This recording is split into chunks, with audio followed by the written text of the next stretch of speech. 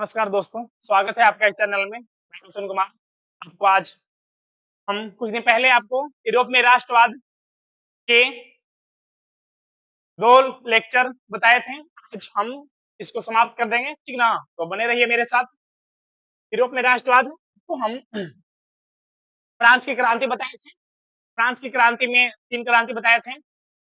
एक 1789 यानी वहां के लोगों ने राजा के खिलाफ क्रांति का ऐलान कर दिया। 1789, दूसरा 1830 और 1848। और इसके बाद हम इटली का एकीकरण और जर्मनी का एकीकरण बताए। इटली के एकीकरण में 3 चरण बताए थे, ठीक ना? और जर्मनी के एकीकरण 4 शीर्षमार्ग के बारे में बताए थे। आज हम आपको यूनान और पोलैंड के बारे में बताएंगे, ठीक? यूनान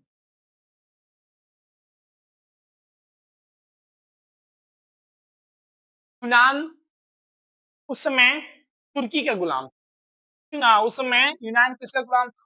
तुर्की का गुलाम था। यानी तुर्की जो है इस पर आधिपत्य जमा कर यूनान के लोगों को शोषण करता और यूनान में भूखमरी, बेरोजगारी और गरीबी जैसी भयावह स्थिति थी। फिर वहां के लोगों ने आक्रोशित होकर आंदोलन का क्रांति का सहारा लिया और 1821 ईस्वी में तुर्की के खिलाफ विद्रोह कर दिया। 1821 ईस्वी में। और ध्यान दीजिएगा, एक नेपल्स की क्रांति है जो क्लास 10th में बोर्ड एग्जाम में हमेशा पूछता है, तो उसको भी ध्यान रखिएगा। नेपल्स की 21 में, ठीक? नेपल्स की क्रांति,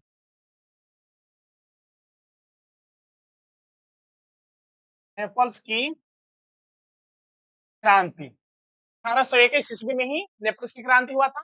यूनान के लोगों ने तुर्की के खिलाफ 1821 ईस्वी में ही विद्रोह कर दिया था, ठीक? इसके बाद एक इंग्लैंड के महान कवि थे Lord Byron. Lord Byron, Lord Byron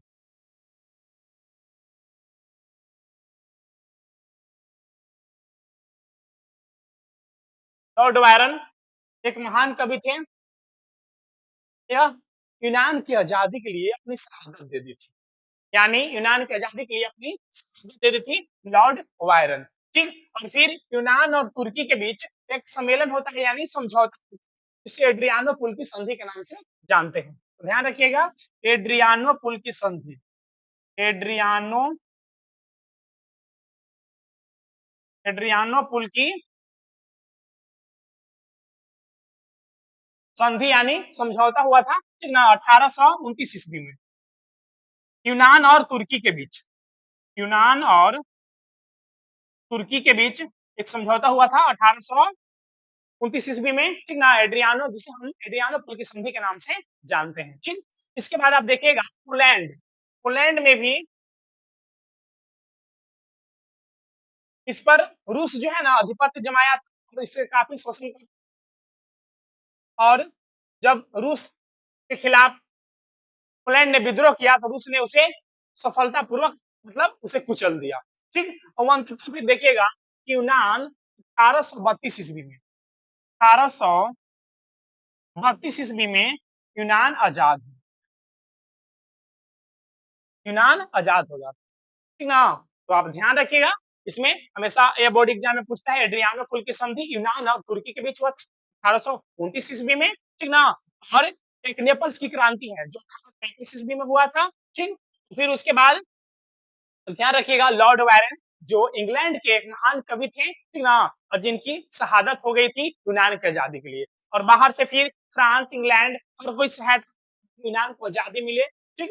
और अंततः 1832 ईस्वी में यूनान को आजाद कर दिया जाता है और एक स्वतंत्र राष्ट्र घोषित कर दिया जाता है। तो हम आपको पढ़ाएं कि फ्रांस की क्रांति, इटली का एकीकरण, जर्मनी का एकीकरण, यूनान और पोलैंड के बारे में, ना? तो यूरोपीय राष्ट्र, ये सब जितने भी हैं राष्ट्र, यह यानी इंग्लैंड, फ्रांस, रूस, रूस तो यूरेशिया में मतलब आधा भाग एशिया, आधा भाग यूरोप महादेश में है रूस। इसकी वजह से हम यूरेशिया भी कहते हैं, क्योंकि दुनिया का क्षेत्रफल के दृष्टिकोण से दुनिया का सबसे बड़ा देश है रूस, ठीक? तो आज के लिए इतना ही, ठीक ना। और हम नेक्स्ट डे आपको समाजवाद एवं साम्यवाद टॉपिक पे बात करेंगे। तो जय हिंद दोस्तों, और अगर वीडियो अच्छा लगे तो लाइक एंड सब्सक्राइब करें।